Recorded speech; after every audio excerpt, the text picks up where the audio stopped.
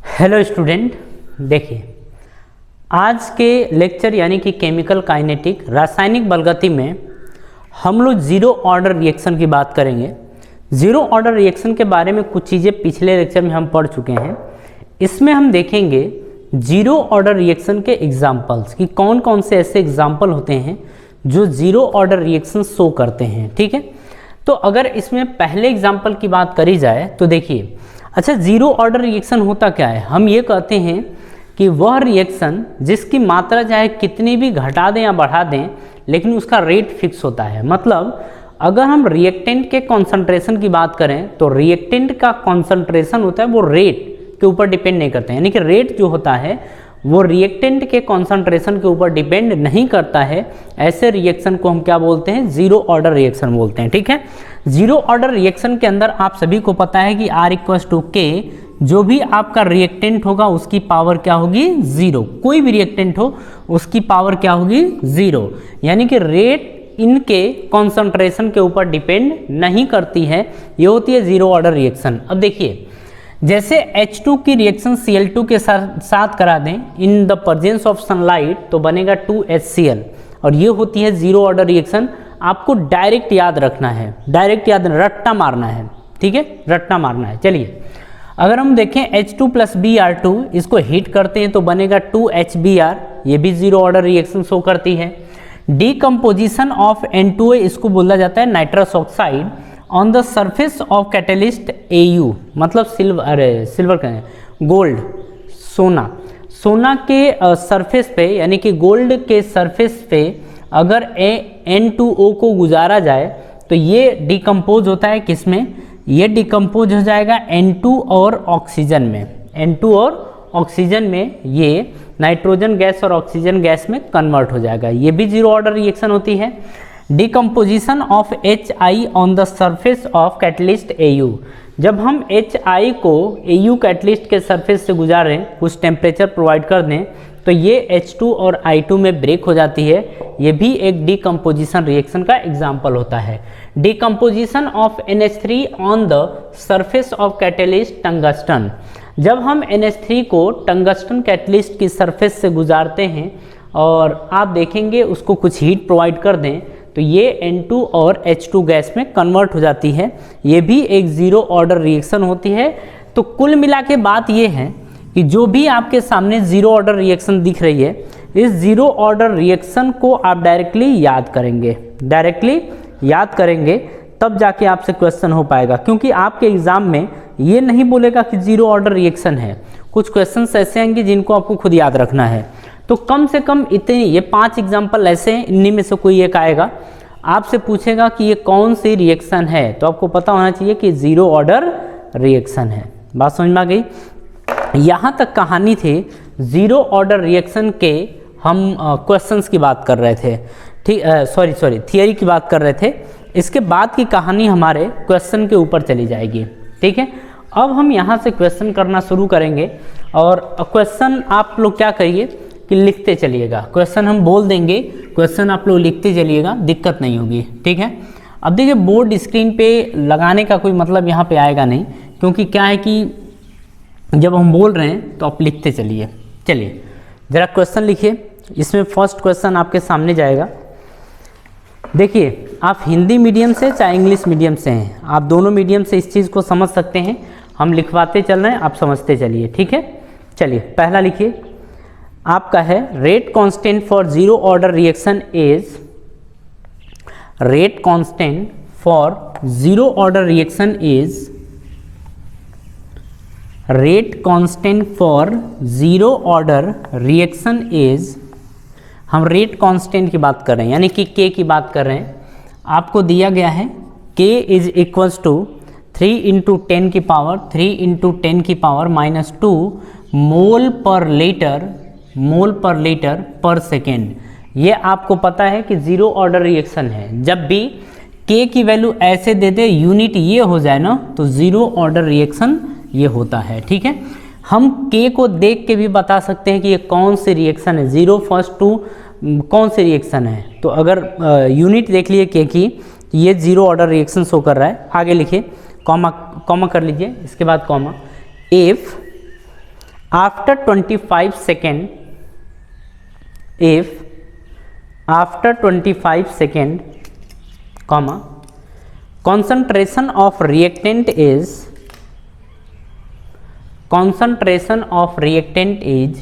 5 second बाद की बात हो रही है, concentration of reactant is 0.5 molarity.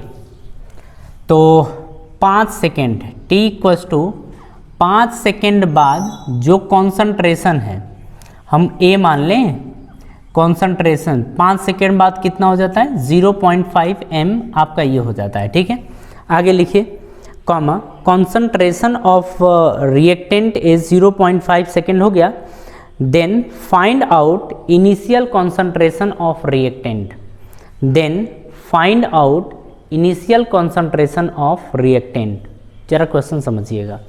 सबसे पहली बात यह है कि अगर देखा जाए जीरो ऑर्डर रिएक्शन के लिए तो x इक्वल्स टू के टी होता है। क्या होता है? x इक्वल्स टू के टी। हमसे क्वेश्चन में पूछ रहा है कि इनिशियल कॉन्सेंट्रेशन यानी a की वैल्यू पूछ रहा है। जरा क्वेश्चन लगाने का तरीका देखते हैं। a से बन रहा है आपका b, a से b बन रहा है। t इज इक्वल्स टू 0 समय पर इसको a मान लीजिए तो ये कितना होगा 0। t equals to t second, और t सेकेंड का मतलब ये आपको दिया है 5 सेकेंड। कितना दिया है? 5 सेकेंड। 5 सेकेंड पर बोल रहा है कि ये, अच्छा इसकी बात करें तो ये क्या होगा a माइनस एक्स। क्या होगा? a माइनस एक्स, और ये कितना बनेगा x। आपसे बोल रहा है कि 5 सेकेंड के बाद इसकी मात्रा हो जाती है 0.5 ये हो जाती है। ठीक है, तो आपसे बोल रहा है कि a कितना रहा होगा। देखिए, जब आपके सामने ऐसा क्वेश्चन आया है तो जीरो ऑर्डर की रिएक्शन है, और जीरो ऑर्डर की रिएक्शन है तो यहाँ पर ज़रा देखिए, तो अगर यहाँ पर अगर देखें तो a माइनस एक्स की वैल्यू कितनी है 0.5। क्या x की वैल्यू मिल जाएगी तो a मिल जाएगा? बिल्कुल मिल जाएगा। आते हैं, x is equal to k की वैल्यू ज़रा देखिए तो 3 इंटू 10 की पावर माइनस 2 है। समय कितना लिया गया है? 5 सेकेंड, तो ये लिखेंगे 5। अब आगे 5 त्याई 15 गुणे 10 की पावर माइनस 2, तो x की वैल्यू कितनी आ गई? 15 गुणे 10 की पावर माइनस 2। तो ये आपकी वैल्यू आ गई। इसको लिख क्या सकते हैं? एक मिनट यार, 25 सेकेंड बोला गया था, टाइम कितना था? 5 सेकेंड। चलिए 5 सेकेंड ले लीजिए। ठीक है, आगे देखिए, क्या इसको 0.15 लिख सकते हैं क्या? जरा देखिए तो 0.15 लिख सकते हैं। x की वैल्यू ये मिल गई, उठा के यहाँ लेके आइए, a माइनस 0.15, अरे यार 0.15 इज इक्वल टू 0.5 है। तो a बराबर, अगर ये माइनस है तो इधर जाएगा तो क्या बनेगा? प्लस। तो 0.5 0 लिख सकते हैं, प्लस में माइनस है प्लस 0.15, यह आ जाएगा 0.65 इतना, यानी a की मात्रा कितनी आ जाएगी? 0.65 मोलारिटी। यह आपका आंसर है। ज़रा एक बार मिला लीजिए, क्वेश्चन टफ नहीं है। आपको ध्यान रखना है कि आपसे पूछा क्या है। आपसे इस क्वेश्चन के अंदर पूछा था a की वैल्यू, तो a की वैल्यू तो और दिया क्या था? a minus x. तो a माइनस एक्स दिया था, a की वैल्यू पूछा है, तो इस तरीके से हम क्वेश्चन सॉल्व कर लेंगे। ठीक है, चलिए नेक्स्ट क्वेश्चन की बात करी जाए। इसको हटा रहे हैं आप, ठीक है, इसको कॉपी कर लीजिए, और थोड़ा सा अगर देर लग रही है तो वीडियो पॉज कर दीजिए, पहले क्वेश्चन लिखिए, मतलब क्वेश्चन कॉपी करके सॉल्यूशन, उसके बाद क्वेश्चन नेक्स्ट लिखिए। तो नेक्स्ट क्वेश्चन इसमें जाएगा, इसको फर्स्ट नंबर का क्वेश्चन मानिए, सेकेंड नंबर का क्वेश्चन देखिए। आपसे क्वेश्चन बोल रहा है कि इनिशियली, लिखिए इनिशियली, कॉमा 10 की power minus 2 mole of an acid, initially 10 की power minus 2 mole of an acid are present in 100 ml, present in 100 ml solution, 100 ml solution. आगे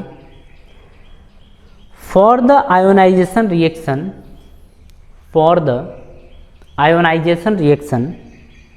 कॉमा rate constant is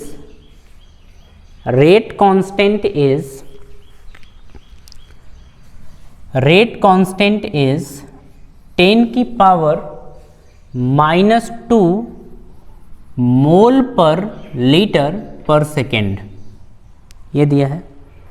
बोल रहा है कि देन कैलकुलेट T1/4, आपसे बोल रहा है कि T1/4 की वैल्यू क्या होगी। ये आपसे क्वेश्चन बोल रहा है। एक बार जरा फॉर्मूला देखिए तो पीछे जाके, T1/4 की वैल्यू क्या होती थी। आपको हम ये चीज़ बताए थे पीछे, अगर ध्यान आपको आ रहा हो तो यहाँ पर जो x की वैल्यू है वो एक्चुअली a का 1/4 होगा, ये ना a/4। तो इस हिसाब से हम देखेंगे कि जो आपका t बराबर क्या होता था, जैसे x = kt होता है ना, लिखेंगे x = kt। अच्छा, t की वैल्यू निकाली जाती थी तो t = x/k, आपको याद है, सॉरी हाँ, t = x/k, इसको नीचे फेंक देंगे, ये आ जाएगा। x की जगह क्या है, a/4 है, तो आप लिखेंगे a/4k, आपको ये लिखना पड़ेगा। और ये 1/4k कब लिखेंगे, जब T1/4 हो, यानी T1/4 पर a/4k। अब देखिए, आपको चाहिए क्या, a, और a के बारे में अगर देखा जाए तो a के बारे में दिया क्या इसने है क्वेश्चन में, एक बार देखिए तो बोल रहा है कि शुरुआती कॉन्सेंट्रेशन है वो आपका 10 की पावर -2 मोल है, ठीक है।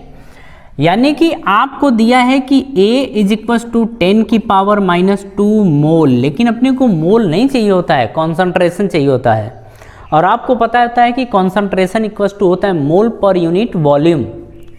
Unit volume. तो A लिखेंगे ऐसे, मतलब A/V, अगर ये ml में है तो इसमें 1000 से हम गुणा करते हैं, आपको याद होगा। A की वैल्यू कितनी है, 10 की पावर -2 ml। 100 ml को क्या लिख सकते हैं, 10 की पावर 2 इंटू, या फिर 100 लिख दीजिए, 100 इंटू 1000, 2 0 से 2 0 कैंसल, ये लिखेंगे 10 की पावर -2 इंटू 10 की पावर 1 बनेगा 10 की पावर -1, और ये कॉन्सेंट्रेशन है, यानी इसी को बोलते हैं मोलारिटी।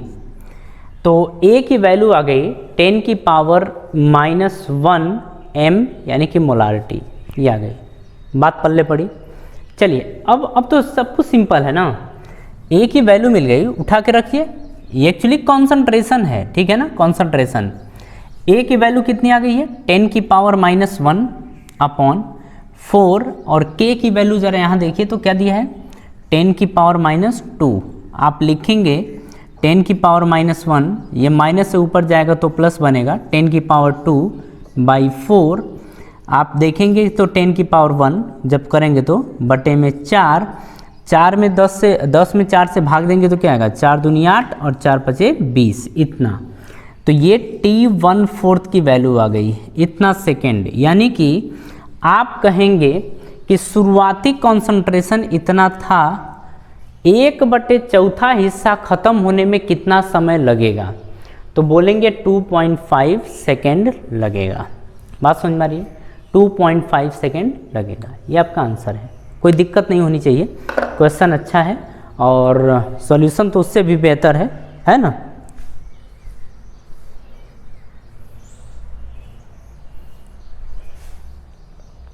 अरे भैया कॉपी करिए।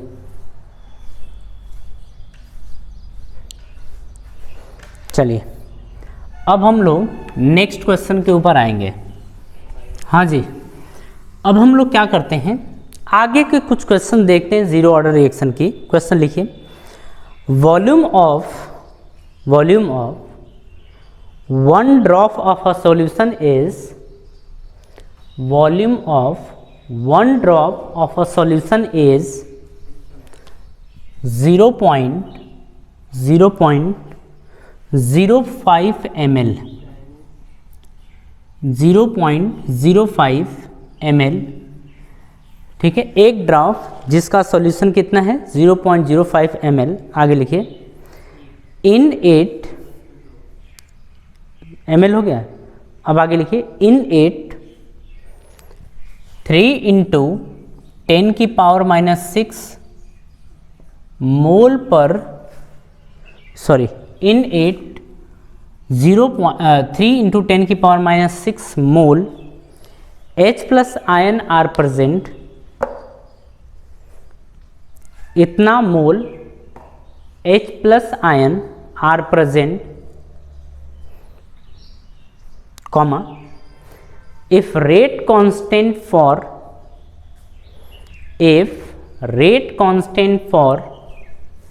this disappearance, if rate constant for this, ये रहा disappearance,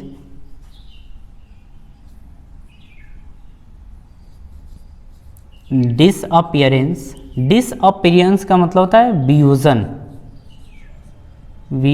विखोजन नहीं, वियोजन, ये होता है डिसअपियरेंस का मतलब वियोजन। If rate constant for this disappearance of H plus as, rate constant दिया है, K की वैल्यू दे रखा है 10 की पावर -7 मोल पर लीटर पर सेकेंड, आपका ये दिया है, ठीक है। आगे then find out time required,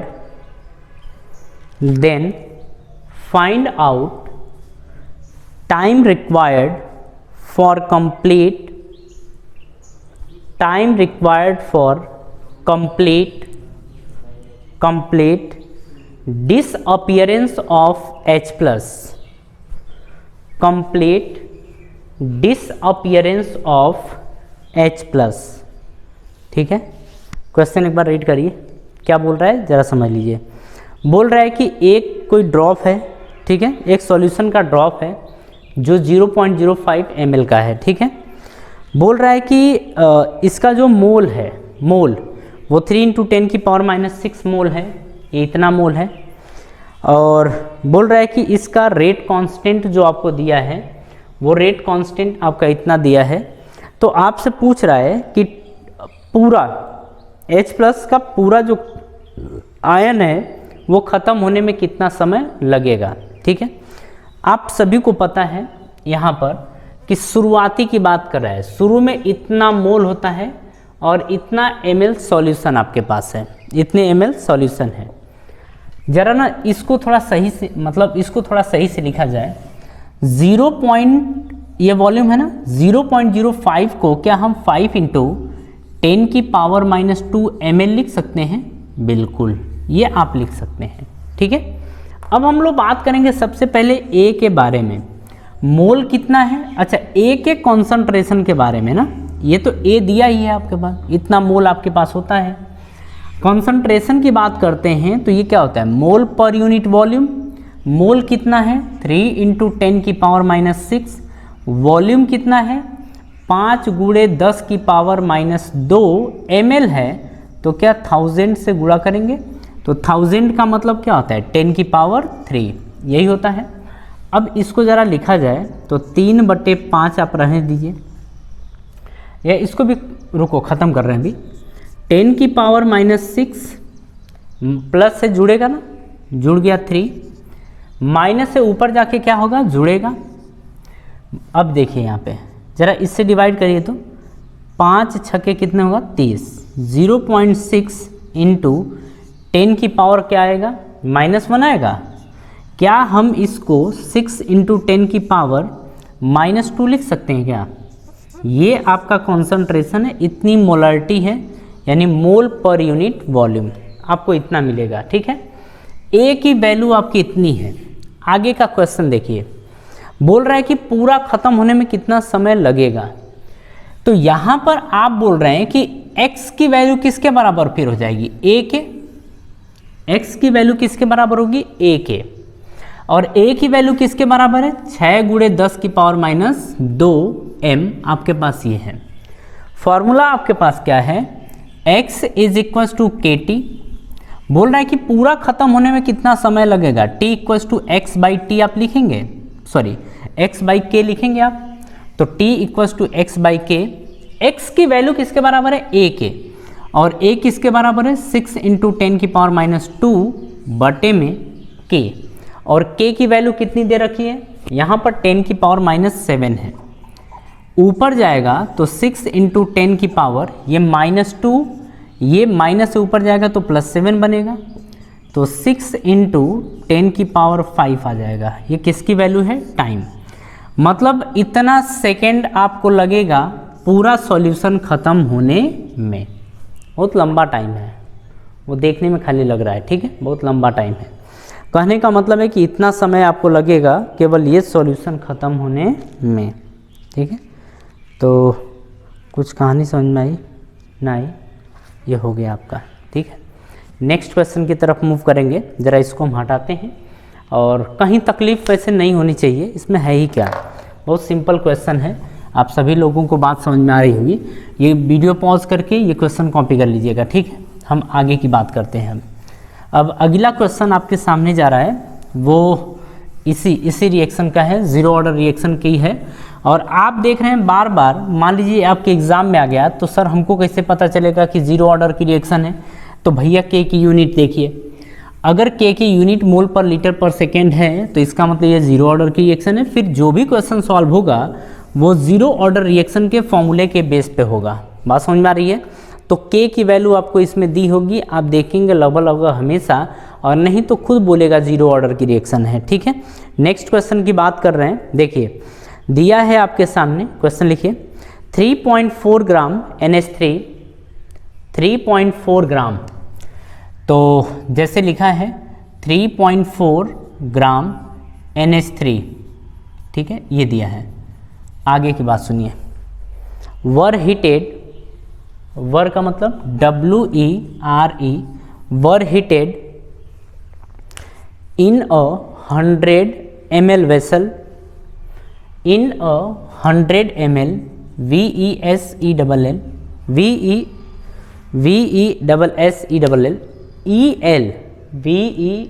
VESELL मिला लेना, in a 100 ml vessel in presence of molybdenum, in presence of molybdenum MO, comma, for dissociation reaction of NH3, for dissociation reaction of NH3, rate constant is rate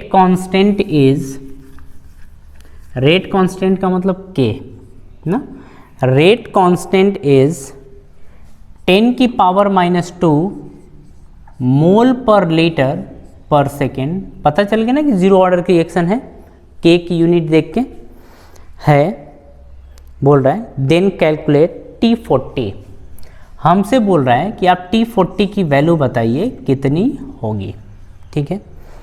अब question की भाषा हम अपने समझाने की कोशिश कर रहे हैं। मान लीजिए A से B बना, T इज इक्वल्स टू 0 समय पर जो था 3.4 ग्राम था, लेकिन इसको हम ग्राम में नहीं, इसको मोल में कन्वर्ट करेंगे। किस में, मोल में। चलिए आइए, तो A की वैल्यू दे रखी है 3.4 ग्राम। पहले तो इसको मोल में कन्वर्ट करिए, तो मोल क्या होता है, वेट अपॉन मॉलिक्यूलर वेट। तो A का ये वेट दिया है, वेट का मतलब भार, तो वेट कितना है, इतना। मॉलिक्यूलर वेट NH3 का अगर हम परमाणु भार यानी कि मॉलिक्यूलर वेट देखें, अणु भार ये आएगा 17, क्योंकि नाइट्रोजन का 14 होता है और हाइड्रोजन का 1, तो 3 हाइड्रोजन है, तो ओवरऑल कितना हो जाएगा 17 बटे में 17 करिए 0.2 आएगा, ठीक है। तो 0.2 मोल आया है, लेकिन अपने को मोल नहीं चाहिए, कॉन्सेंट्रेशन चाहिए, ठीक है।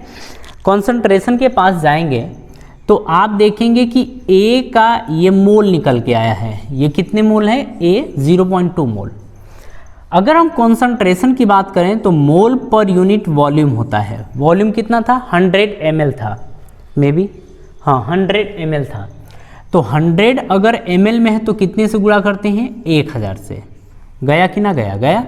आगे क्या बचेगा, 2 क्या बचा, मोलारिटी या मोल पर यूनिट वॉल्यूम, आपका ये बचा।